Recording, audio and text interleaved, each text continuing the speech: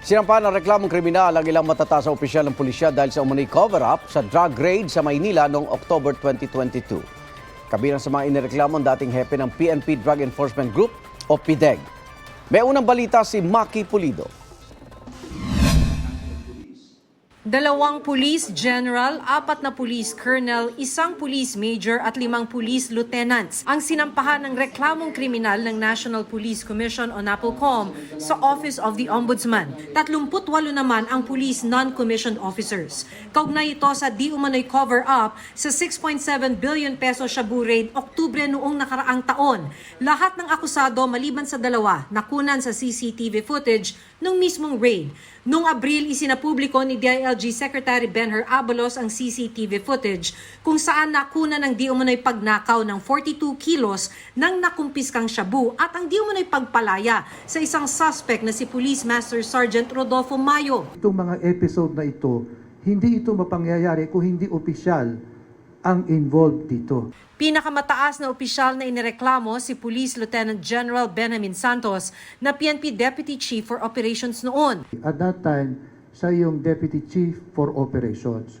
Kung operations ka, you are supposed to be mindful of all of those situations.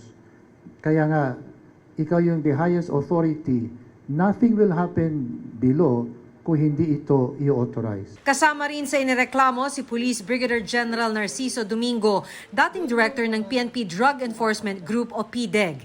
Inireklamo ang mga pulis ng paglabag sa Anti-Graft and Corrupt Practices Act, Dangerous Drugs Act, Obstruction of Justice at iba pang kasong kriminal.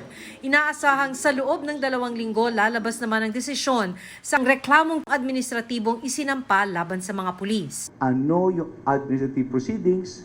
Ibig sabihin, sila ba'y madidismiss sa serbisyo, sila ba'y masisuspende, sila ba'y marereprimand, o ito'y madidismiss yung kaso mismo. Ito ay iba doon sa naisampang ng criminal cases doon sa Office of the Ombudsman. Sa isang pahayag na ipinadala ni Domingo sa GMA News Online, sinabi nito na welcome development ang paghahain ng kaso. Pagkakataon daw ito para depensahan ang kanyang sarili. Sinusubukan pa naming kunin ang panig ng ilan pang nireklamo.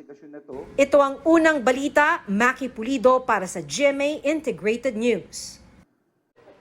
Kapuso, mauna ka sa mga balita. Panoorin ang unang balita sa unang hirit at iba pang award-winning newscast sa youtube.com/GMA News. I-click lang ang subscribe button. Sa mga kapuso naman abroad, maaari kaming masubaybayan sa GMA Pinoy TV at www.gmanews.tv.